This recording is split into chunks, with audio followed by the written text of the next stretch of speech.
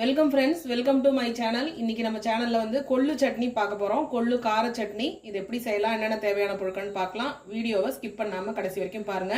இது இட்லி, தோசை, சப்பாத்தி, சாத்துல கூட பிசைஞ்சு சாப்பிடலாம். ஒரே ஒரு சட்னி எல்லாத்துக்குமே ரொம்ப யூஸ்ஃபுல்லா இருக்கும். வாங்க பார்க்கலாம்.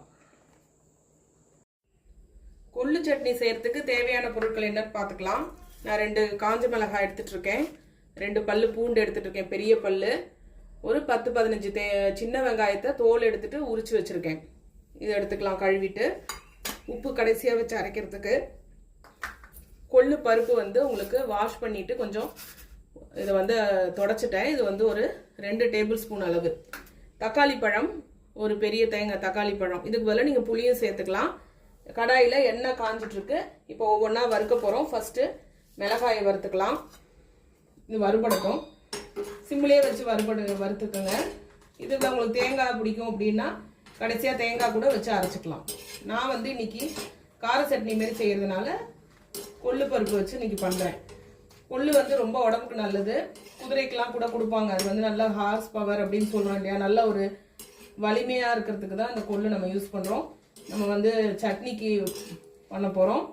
இதை வந்து தோசை, இட்லி, சப்பாத்தி எல்லாத்துக்குமே போட்டுக்கலாம். மிளகாய் வறுபட்டுருச்சு, ரொம்ப கருக விட வேண்டாம், வறுபட்டா போதும். அடுத்து பூண்டை சேர்த்துக்கலாம். இதோட சின்ன வெங்காயத்தையும் சேர்த்துக்கிறேன். வதக்கி முடிச்சோன்னா காமிக்கிறேன். நல்லா வெங்காயம் வந்து நல்லா ப்ரௌனாக வதங்கிடுச்சு. இதை வந்து டிரான்ஸ்ஃபர் பண்ணிக்கலாம். அடுத்து நான் கொள்ளை வந்து வறுக்க போகிறேன். வெறும் சட்டியாக இருந்தால் கூட நம்மளுக்கு போதும். அதுக்கப்புறம் கடைசியாக தக்காளி வதக்க போகிறோம். இப்போ கொள்ளை சேர்த்துக்கலாம். இது நல்லா வறுபடட்டும், பார்க்கலாம்.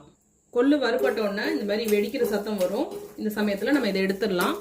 எடுத்துட்டு தக்காளியை சேர்க்க போகிறோம். நல்லா வறுபட்டுருச்சு. இது எல்லாத்தையுமே ஒன்றா போட்டு கூட நம்ம அரைச்சிக்கலாம். நல்லா ஆற வச்சிருங்க. அடுத்து தக்காளி வதக்கிக்கிறோம். தக்காளி சேர்த்துக்கலாம். தக்காளி பழம் நல்லா வதங்கிடுச்சு. தோல்லாம் இந்த மாதிரி சுருங்கினதுக்கு அப்புறம் இதை ஆஃப் பண்ணிடுங்க. ஆஃப் பண்ணிட்டு எல்லாத்தையும் ஒண்ணா போட்டு ஆற விட்டுறலாம். அரைச்சிட்டு பார்க்கலாம். இதோட உப்பு சேர்த்து அரைக்க போறோம். அவ்வளவுதாங்க ஃப்ரெண்ட்ஸ், நம்மளோட கொள்ளு சட்னி ரெடி ஆயிடுச்சு. ரொம்பவே டேஸ்டா இருக்கும். நீங்களும் செஞ்சு பாருங்க. எப்படி இருக்குன்னு உங்களோட ஃபீட்பேக்கை எனக்கு கமெண்ட்ல போடுங்க. தேங்க்யூ.